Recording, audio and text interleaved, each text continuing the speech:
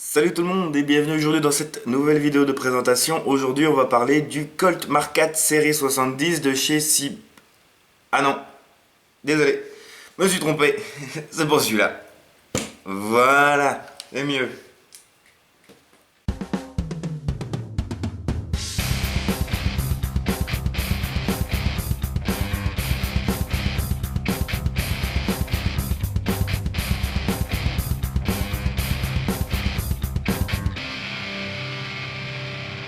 Salut tout le monde, donc bienvenue aujourd'hui dans cette nouvelle vidéo de présentation de réplique. Comme vous l'avez vu dans l'intro, on va parler du dernier Colt Mark IV série 70 de chez Cybergun, fabriqué par KWC. Donc c'est une énième, une nouvelle version du 1911 KWC, qui est quand même l'un des modèles assez connus dans le monde de l'airsoft.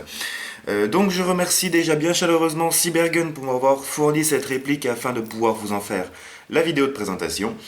Et on va traiter cette réplique, comme j'ai l'habitude de le faire, une partie sur les caractéristiques, une partie sur les avantages et les inconvénients, et un test de tir. Donc c'est parti pour les caractéristiques.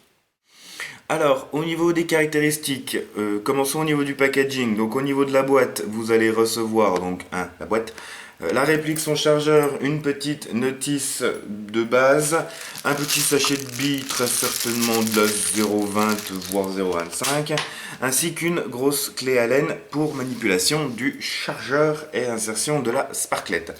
Donc, on va mettre la boîte de côté. Ce Colt Mark IV série 70, donc une réplique fonctionnant, un GBB fonctionnant à CO2, donc avec les petites cartouches de 12 grammes que l'on connaît très bien.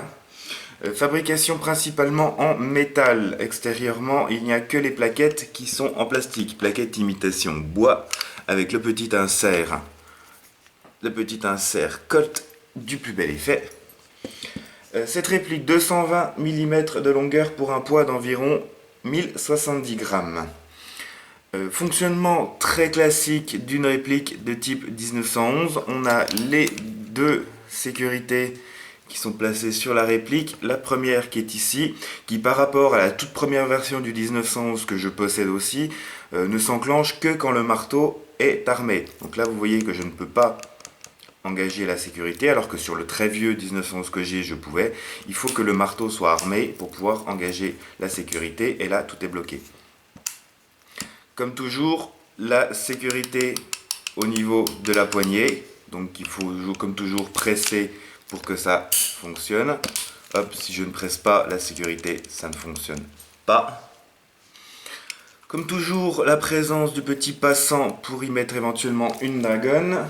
Au niveau des organes de visée, toujours les organes de visée très classiques d'un type 1911. Un cran de mire, un guidon non réglable, tout simple. On a la présence, l'ajout qui a été fait sur les dernières versions d'un filetage au niveau du canon externe. Vous voyez, ça semble être le même filetage par exemple que vous trouvez sur les répliques de chez WE.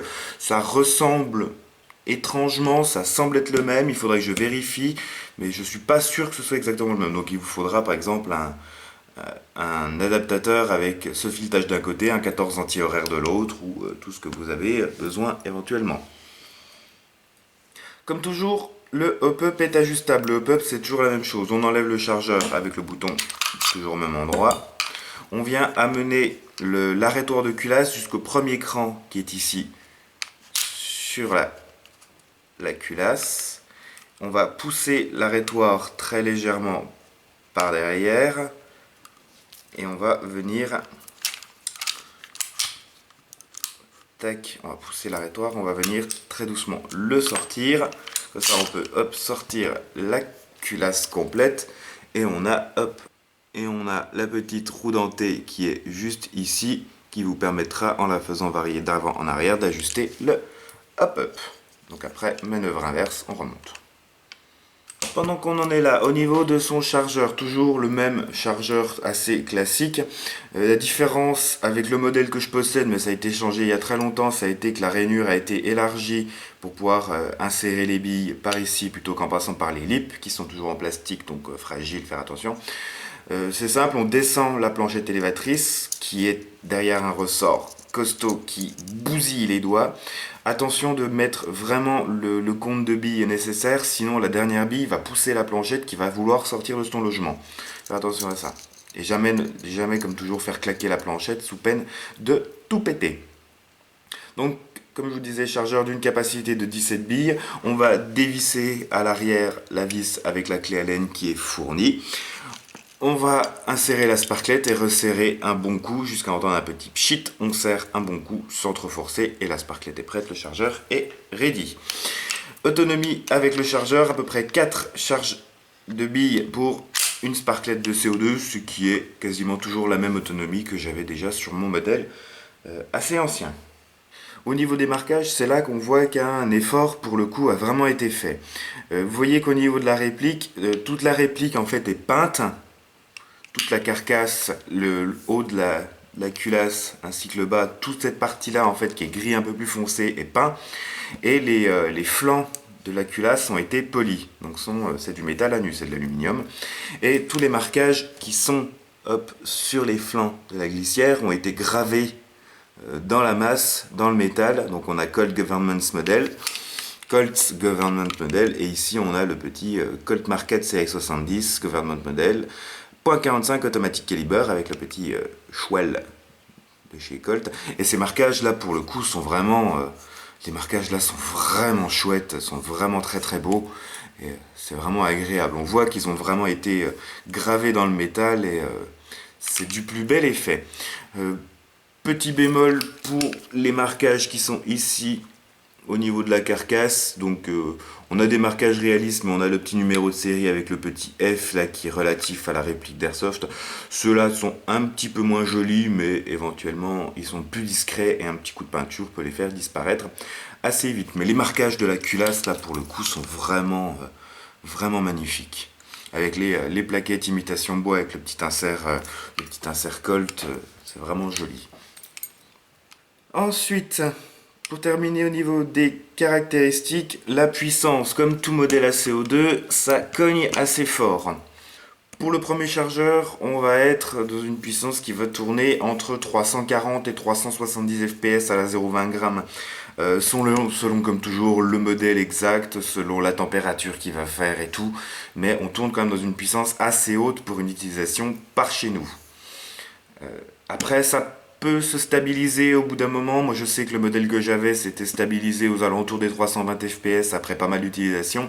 La puissance en elle-même va baisser au cours de l'utilisation avec une même sparklette, mais basiquement on est quand même sur un truc qui tape assez fort pour une utilisation en airsoft, sachant que c'est quand même destiné pour tirer d'assez près, on n'a pas envie de faire mal aux copains. Donc tout ça pour un prix qui avoisine les 150 €, ce qui était déjà le prix que j'avais payé le mien il y a presque 5 ans. Donc ça n'a pas tellement évolué, c'est toujours assez acceptable pour cette réplique, il les vaut assez bien, donc on va pas râler sur le prix. Et on va passer sans plus tarder aux avantages et aux inconvénients. Niveau des inconvénients, je vais pas vous faire la liste, mais on a quelques petits soucis au niveau du réalisme. Les puristes s'y intéresseront, certains s'y intéresseront pas. Pour ça, je vous laisse aller checker comme toujours le Facebook et la chaîne YouTube de Chris Adams qui est en train de customiser le sien à l'heure où je tourne la vidéo et qui vous fera très certainement une vidéo assez précise sur les différences avec un vrai Mark IV série 70. Mais on a quelques petits points de réalisme qui sont à souligner. Comme toujours, comme je vous ai dit au niveau de la puissance, qui a tendance à taper un petit peu fort pour le marché français, pour les règles qu'on s'impose nous en France, c'est connu de ce modèle. Toujours un petit point au niveau de la compatibilité des pièces, en fait le KWC en fait un petit peu casse la tête à ce niveau-là, et disons que les standards qu'on connaît, les standards Marui, ne sont pas forcément compatibles avec ce modèle, au niveau des chargeurs, au niveau de l'interne. C'est à savoir en connaissance de cause, comme toujours. Un petit point au niveau de la peinture. Donc comme je vous ai expliqué, il n'y a que les flancs de la culasse qui sont polis, qui ne sont pas peints. Et comme toujours, la peinture a tendance à se barrer là, après quelques utilisations. La peinture commence déjà à s'écailler un petit peu, ce qui est un petit peu dommage, mais l'ancien que j'avais faisait déjà pareil. Limite, il aurait fallu en fait sabler toute la partie qui est peinte ici pour avoir cet aspect un petit peu mat du métal. Il aurait fallu que ce soit sablé et le reste poli comme ça a été fait ici. On aurait le même résultat sans que ça s'écaille. Toujours le petit point sur le chargeur qui a un ressort costaud qui fait mal aux doigts pour le manipuler.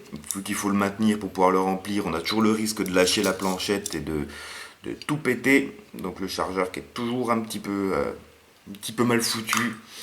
On a l'habitude, hein, c'était déjà exactement la même chose sur mon vieux 1911. Donc voilà. Au niveau des avantages, je reste sur l'idée que j'avais de mon très vieux 1911 KWC que vous connaissez tous. Il est beau. Il a une portée en sortie de boîte qui est une fois réglée, qui est pas dégueulasse. On approche facilement les 40 mètres à la 0,25 grammes. Ce qui, j'en déconne, est pas dégueulasse pour une réplique de poing. Le kick, toujours ce kick et ce bruit que j'adore par-dessus tout, qui m'avait vraiment manqué depuis que j'utilisais plus mon KWC, mais ça m'avait vraiment manqué. Il est vraiment en fait super agréable à utiliser et ça m'avait manqué. C'est vraiment l'une des répliques de poing que j'ai adoré par-dessus tout. Et même si c'est pas exactement le 1911 A1 que je préfère, je suis vraiment super content de pouvoir remettre les mains dessus en neuf, de pouvoir le réutiliser un petit peu en neuf. Et c'est vraiment super plaisant. Donc voilà, on va passer maintenant à un petit test de tir.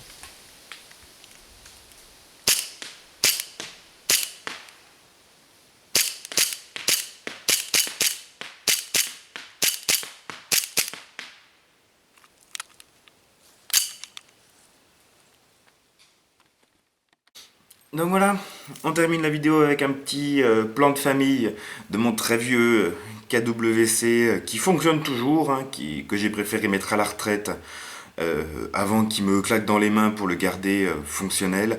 Ça a été vraiment la réplique que j'ai la réplique de poing que j'ai le plus utilisée, que j'ai le plus aimé.